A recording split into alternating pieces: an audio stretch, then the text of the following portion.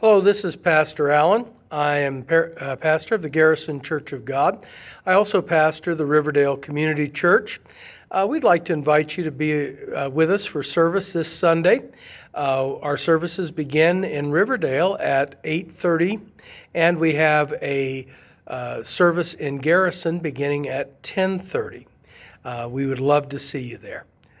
I want to talk to you a little bit about this concept of Veterans Day. This coming Wednesday, is Veterans Day, and at the 11th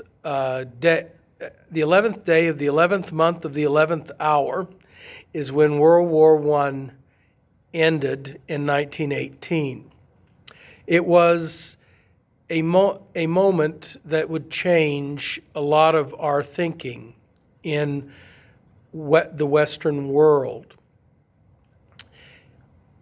I read a book by the name of The Proud Tower. It's one that was written by Barbara Tuchman, and she talked about the world that preceded World War I, about the sense of privilege and elitism that filtered through the entirety of that society, about the arrogance of the wealthy people and the arrogance of those who were academic elites, and the fact that they very often had little or no concern for the military men that served in their commands. Many of the officers had gotten to their positions in almost all the militaries in Europe by basis of their family connections, with very, very little interest or concern about their ability or their skill or even their concern about the men under their leadership. As a result, when the world ran into loggerheads in 1914, the brutality of that war was almost completely assured. Most of the officer corps and most of the politicians were still thinking that war was like the late 1800s, when war had become something very different due to the mechanization and advancements in weapon systems. It would end up costing the lives of millions of people. It would bring deep division to Western culture. I'm amazed by our military. It is an all-volunteer force. These men and women have volunteered to serve our nation, and if necessary, they have volunteered to die. I'm also astounded at men like firefighters and policemen who run into danger. Part of what I struggled with growing up is that I grew up in the period right at the end of the Vietnam War. It was a period of tremendous indecision and tremendous problems in our culture. Part of that struggle was that a lot of people in the elite and academia and some in politics had taken a very negative view of our military and the actions in Vietnam. There may have been some concerns about what was happening as far as our direction in Vietnam, but they took that brutality out on the men who served our country. And that troubles me to this day. It infected our culture with some very negative problems that we have lived with since the Vietnam era.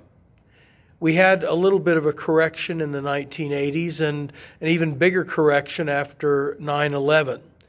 But we still are weighed down by the tremendous disrespect, particularly among the elite and the academic community, toward military people and their service. that continues to poison our well. John F. Kennedy famously stated, "Ask not what your country can do for you, ask what you can do for your country." In our modern society, we have kind of updated that motto to a more modern motto. Demand from your country what you want, and if it doesn't give it to you, burn it down.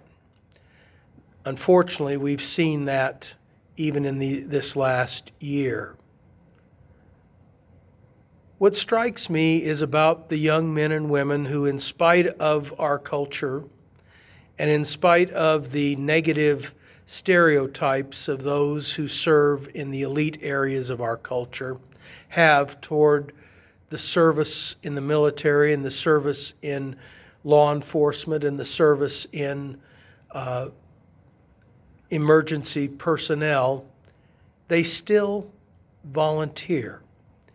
They still, in spite of all these things, step up and say, "I want to serve." Why?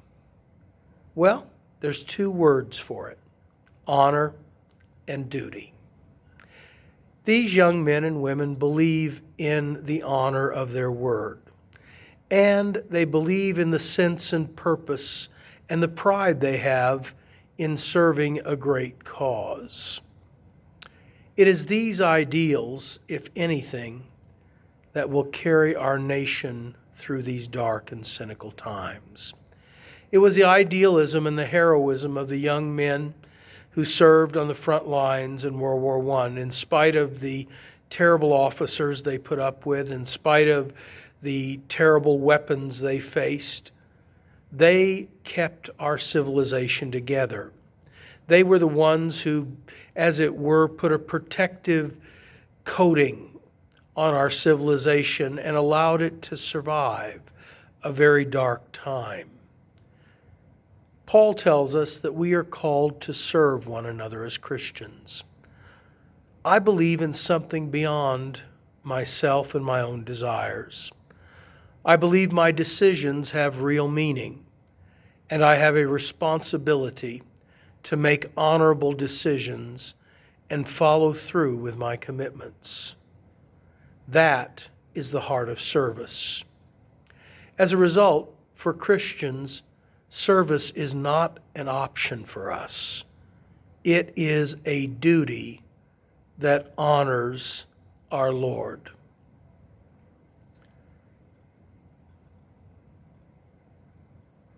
I think about what service and serving means. A while back, I became interested in archery as a study. I was intrigued by the methodology, particularly of building bows. But as I got deeper into that, I became intrigued also by my research into bowstrings. I found out that since ancient times, there was a high level of technology in the development of bowstrings. The bowstring must have a high tensile strength and yet a low stretch coefficient. Modern bowstrings are stranded rather than braided to avoid weakness and stretch due to weaving. The problem with this is that when the strands are pulled taut, they are very subject to wear from the nock on the arrow and from the limbs of the bow itself. And if they are not protected, the strands begin to break. And when they do, it can be catastrophic. To protect the bowstring, a thread is wrapped around the center of the bowstring and around each of the loop ends of the bowstring. This particular thread wrapping is called a serving.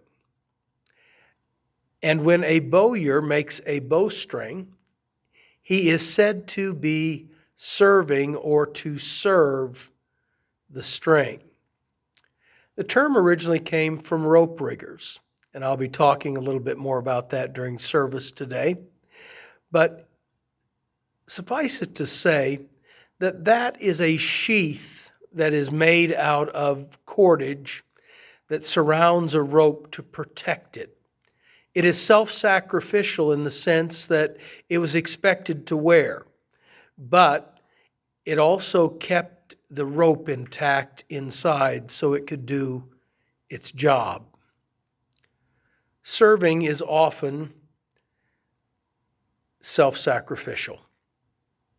It is often difficult. It is often mundane. It is often a bit of a struggle. But it is our calling. Without serving, a bowstring or a rope that is being used heavily in service would begin to fray and have failures. Serving, then, is important. Whether it is serving your neighbors, serving a friend, or even in some instances, serving an enemy. It is not glamorous, but it is of tremendous importance. Christ would say, I came into the world to serve. And God has come into the world to serve.